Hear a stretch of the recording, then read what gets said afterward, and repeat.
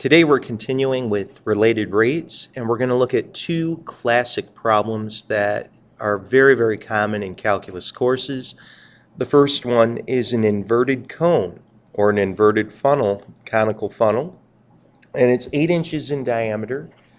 You could see that really we could say that the radius of that circle up on top would be 4, and it's 14 inches deep. So we'll have 14 inches going here. That would be the height of the cone. And liquid is flowing out, not coming in this time, but coming out at a rate of 45 cubic inches per second. And you can see that water level, you can see that in blue, we've got a circular surface of that water. It's going down over time. So the radius will be decreasing, the height of that water in blue will be decreasing. But of course, the shape of the water is really being coming about from the shape of the container. So first thing I want to point out to you is that you could very quickly see that you have, in actuality, similar triangles. You've got this big triangle right here, which is the shape of the cone. You've got a radius of 4. It's going 14 inches deep. And then you've got this triangle right here for the water. That's your R and your H. And how do we know that these are similar triangles? Well, back in geometry, you learned about angle. And we've got two corresponding angles congruent. So because I have similar triangles, I can set up a proportion. I could say 4 is to 14 the same way that R is to H. And I'm going to reduce 4 over 14 and I'll get 2/7. So 2/7 is going to equal R all over H. And tell you what, I'm going to solve for my R. I'm just going to multiply through to get R is equal to 2/7 H. I just as well could have solved for H in terms of R. But this is a very important step in this problem because we are now able to link the radius of that circle, the water surface, with the height, with the depth of the water that we see there. That's going to prove to be exceptionally helpful. Look, as we're reading right here, liquid's flowing out at a rate of 45 cubic inches per second. That's a dV dt. That's how the volume of water is changing, but it's going down, and that means we have a negative rate of change. It would be a negative 45. How fast is the depth of the liquid falling? That means, find dH dt. The depth is the height of that water.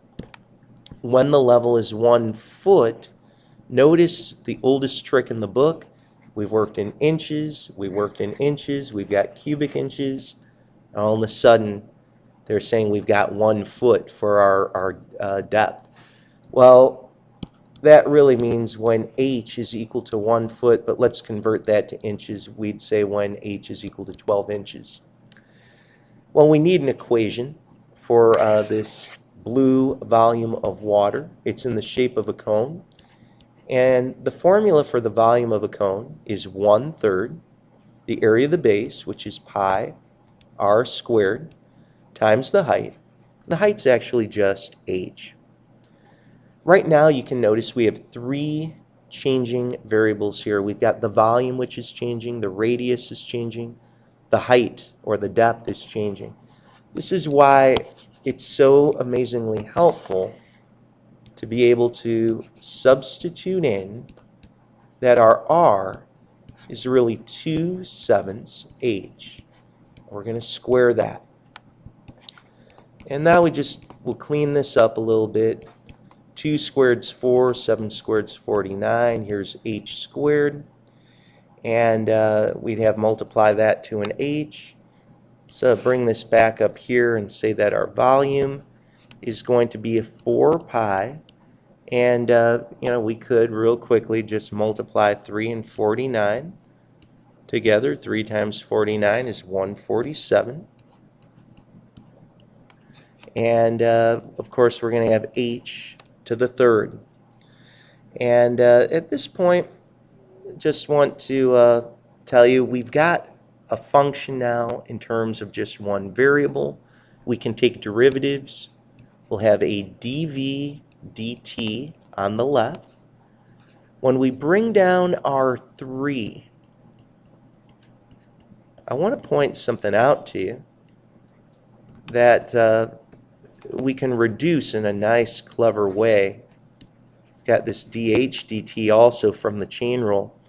I want you to see that the 3 would be coming down and it would be canceling that 1/3. In other words, we'd be left with a 4 over 49.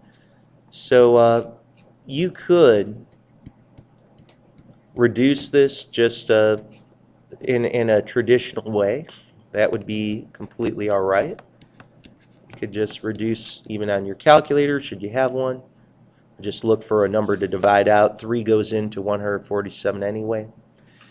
But right now, all you have to do is plug in your information. We've got dv dt is negative 45. Here we've got 4 pi over 49.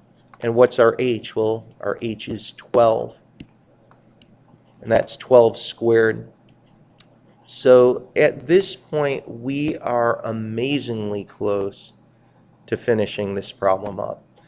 To get dh dt alone, just want to tell you we'd multiply both sides by 49. We're going to multiply by the reciprocal of that fraction. And then we divide by our 4 pi 12 squared. So multiplying by that reciprocal, we'd get this value. So at this point, of course, you could, let your calculator come to your rescue and, clean that up in a hurry. We've got alpha y equals. I'm not even going to put the pi in there just yet. But we'd have negative 45. You can multiply by 49 down here.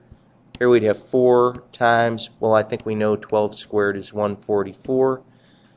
You'd get negative 245 over 64. Don't forget, though, there's still a pi down below. So we'd get negative 245. And then down here we'd have 64 pi. Our units were in inches. And, of course, as you look at our time unit, this is per second. We could also get a decimal approximation for this as well. But this would be your exact answer. Okay, so let's stop here and we'll have a second video for the other classic problem, the water trough.